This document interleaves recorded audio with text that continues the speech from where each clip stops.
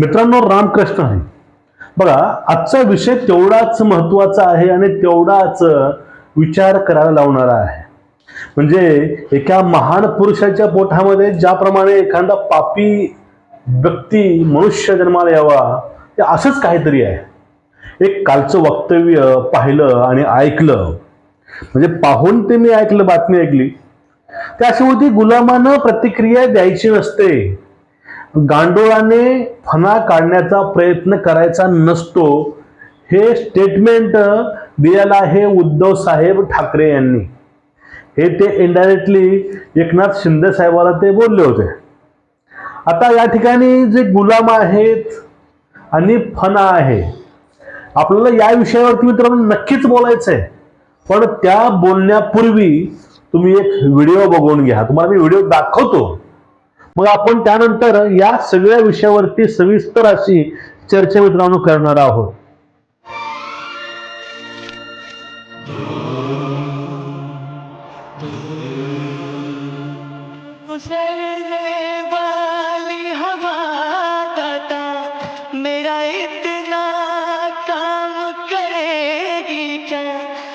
आता हे व्हिडिओ दाखवायचं कारण काय?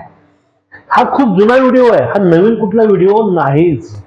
ज्यावेळेस बघा, जो संघर्ष भाजपने राम मंदिरासाठी केलेला आहे, हा संघर्ष आपण तर पाहिलो नाहीत, कारण आपण आता तरुण आहोत, या पिढीमधील आहोत. पण तो संघर्ष आपल्या वडिलांनी, आपल्या आजोबांनी त्यावेळेस ऐकलेला आहे, पाहिलेला आहे. आणि तुम्हाला मी हे क्लिप दाखवायचं कारण तेच आहे. ज्या लोकांनी राम मंदिरासाठी भाजपच्या खासदारांना ताणून ताणून हाणलं होतं संसदेमध्ये, लोकसभेच्या अधिवेशनामध्ये, आज त्याच भाजपनं ते वाक्य, ते आपलं स्वप्न पूर्ण करून दाखवलंय. त्यावेळेस पण ते स्वप्न होतं, यावेळेस पण ते स्वप्न त्यांनी पूर्ण करून दाखवलंय, जे स्वप्न लोकांना डावलं होतं. मग आता ह्या हिंदुत्ववादी पक्षासोबत एखादा जर नेता त्याच विचाराचा, त्याच राशीचा असेल, तर पोटात दुखायचं कारण काय? अहो, अशा लोकांची गुलामी काय, काही करायला तयार आहोत. त्या लोकांनी जे आम्हाला स्वप्न दाखवले, ते स्वप्न खऱ्यामध्ये उतरवून दिलं त्यांच्याकरता.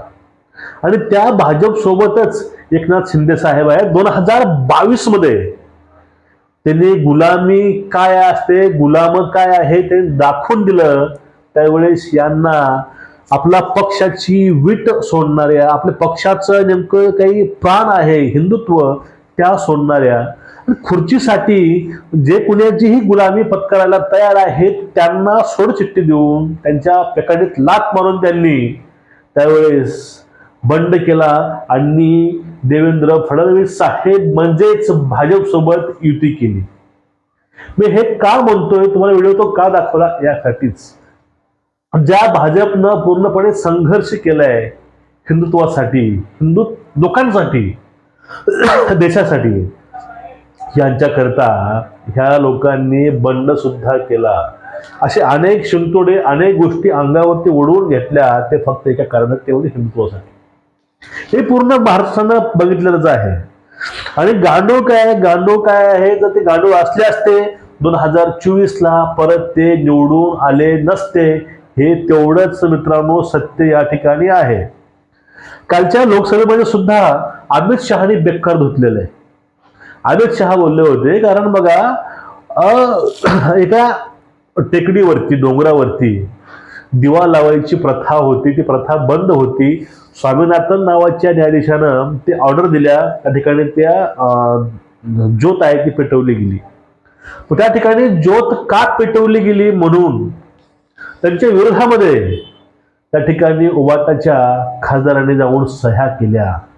आता त्यांनी सह्या केल्याचा अर्थ त्या गोष्टी उद्धव साहेबांना माहिती असणारच आहेत, माहिती असं होणारच नाही, कारण ते पक्षप्रमुख आहेत. पण त्यांच्याच लोकांनी नेहमी हिंदुत्वाच्या विरोधामध्ये, हिंदूंच्या विरोधामध्ये हा पवित्रा का घेतलाय, ते फक्त खुर्चीसाठी. मग हे गुलामगिरी नाही का, हे गुलामी नाही का? अहो, पूर्वी सर्व लोक महाराष्ट्रामध्ये मातोश्रीवरती यायची, आता मातोश्री जाऊन मुजरे मारत आहे दिल्लीमध्ये, हे का लपलं नाही. आणि त्यावरून नेमकं खुर्ची करता गुलाम झाले कोण? खुर्ची करता विचारधारा सोडली कोणी?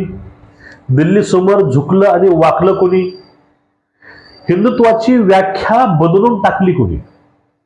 आमचं हिंदुत्व असं नाही, पूर्वी माझ्या हिंदू बंधू आणि भगिनींनो म्हणणारे आता माझ्या मतदारांनो म्हणतात अजून काय पाहिजे, अजून कसलं हिंदुत्व पाहिजे? रामाविषयी रामावरती तुम्ही संशय घेताय, तुम्हाला अयोध्येचं महत्व झुंजतंय, तुम्ही वक्फ बिलाचं समर्थन करता, विरोध त्याचा कर्तव्य करता की मग वक्फ बिल हे नकोच आहे याला. मग तुम्हाला नेमकं हिंदुत्व नेमकं दाखवायचं कोणतं? तुम्ही गुलामी नेमकी का करता? तुम्ही गुलामी कुठली करतात? फक्त खुर्चीची गुलामी. पहिलं खुर्ची सीएम पदाची पाहिजे. 2019ला सगळं काही सोडून हिंदुत्व खुंटीला बांधून पक्ष इकडे घेऊन गेला. नंतर 22ला बंद झालं, परत यांचा खेळखंडोबा झाला. मग आता यांना मुंबई महानगरपालिका पाहिजे. लोकसभा तर हातामध्ये घेतली कसं तरी, विधानसभा लोकांनी दाखवून दिलं, आणि त्यानंतर आता महानगरपालिका आहेत, आता यांना महानगरपालिका पाहिजे. हे आता कालच्या विधानसभेच्या अधिवेशनामध्ये नेमकं मुद्दे कुठले यायला पाहिजे होते? शेतकऱ्याचे मुद्दे म्हणा, विद्यार्थ्याचे मुद्दे, बेरोजगारी, ह्या सगळ्या गोष्टी तर यायला पाहिजे होत्या. पण त्या ठिकाणी गोष्टी कुठल्या आल्या हो? तिथं गोष्टी फक्त एकच आल्या, ती म्हणजे उपमुख्यमंत्री पद, विरोधी पक्ष नेता हे पद. ह्या दोनच खुर्चीसाठी तुम्ही आम्हाला अमुक अमुक पद द्या, नाहीतर हे सुद्धा पद हे चुकीचं आहे. उपमुख्यमंत्री हे पद अनलिगल आहे, चुकीचं आहे. ते चुकीचं कधी आहे? ज्यावेळेस तुम्ही आम्हाला तर हे पद नाही दिलं तर ते पद हे चुकीचं आहे. हा धमकी म्हणा किंवा ह्या गोष्टी हे बोलून दाखवतात, त्यावेळेस हे नेमकं गुलामी कुणाची करतात हे लोकांसमोर आपोआप मित्रांनो उघड होत आहे. आता विषय आला तो म्हणजे गांडोळाचा. शिंदे साहेब हे वाघ आहेत, गांडोळ किंवा नाग नाहीतच. कारण त्यांनी वाघ असल्यामुळं त्यांनी वाघाला वाघानं साथ दिली आहे. ज्या वेळेस लोकसभेमध्ये भाजपची जी अवस्था त्यावेळेस होती राम मंदिराकरता, ती अवस्था आपण डोळ्यानं बघतोय आता.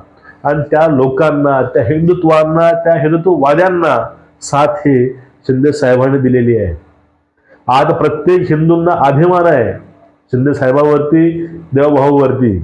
पण ह्या दोघांही भांडणं लावायची कामं सुरू आहेत. हे नाराज, तो नाराज, हे ते म्हणत, पण या दोघांवरती सगळ्या गोष्टी हे करून आता सध्या देवभाऊ आणि एकनाथ भाई दोघे मिळून त्या लोकांचा समाचार घेतात. मग लोकांचा समाचार घेत असताना जी महत्वाची गोष्ट आहे ती आता यांच्या पोटामध्ये आता गुदगुद्या व्हायला लागल्यात की आपण एवढं बोललो, पण हे काही फेवकाची जोड आहे, हे काही एकमेकांची साथ या ठिकाणी सोडत नाहीत. म्हणजे बघा, नेमकं गुलामगिरी करतं कोण? नेमकी गांडोळासारखं राहतं कोण? वाघाचा छावा हा वाघासारखा असला पाहिजे, वाघासारखा बरसला पाहिजे, गरजला पाहिजे. पण या ठिकाणी नेमकं शेपूट घालून राहतंय कोण? कोण कुणाची गुलामी करते? खुर्ची करता गुलामी कोण कुणाची करतं हे सगळं लोकांना माहिती आहे. हे लोक फक्त चेहरा पाहतात. पूर्वी काय होतं, आता काय आहे, भविष्यात काय राहणार आहे, तसा लोक विचार करून वोट करतात. आता शिंदे साहेब, देवभाऊ हे दोघं तर असे असले असते तर जे काही लोकप्रिय योजना आले, अहो हे लोकांच्या गळ्यात आता टाईट बनलेले आहेत. देवभाऊ, शिंदे साहेब हे लोकांना आता हवे आहेत, कारण यांनी काम करून दाखवलंय.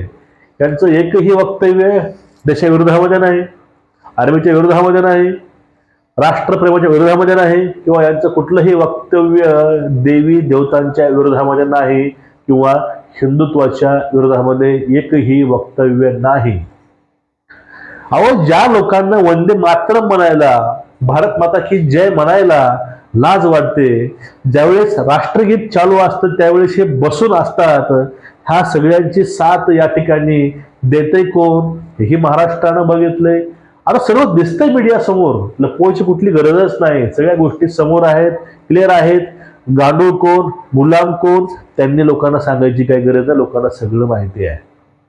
फक्त व्हिडिओ करायचं कारण एवढं होतं की ज्या गोष्टी या आधी राम मंदिरासाठी, हिंदुत्वासाठी या लोकांनी भोगलेल्या आहेत, ह्याची परतफेड कोणीच करू शकत नाही. असं कोणी येऊन काही आरोप करू द्या, शिंदे साहेब आहेत ते वाघासोबत आहेत, वाघाची मैत्री ही वाघच करत असतो, एवढं त्रिकालमध्ये सत्य आहे. तुमचं मत काय नक्कीच व्यक्त होत चला आणि व्हिडिओ शेअर करत चला. चॅनलला सबस्क्राईब करा, बेल आयकॉन दाबा. जय हिंद. उद्या भेटूया परत. तोपर्यंत सर्वांना रामकृष्ण हरी मित्रांनो.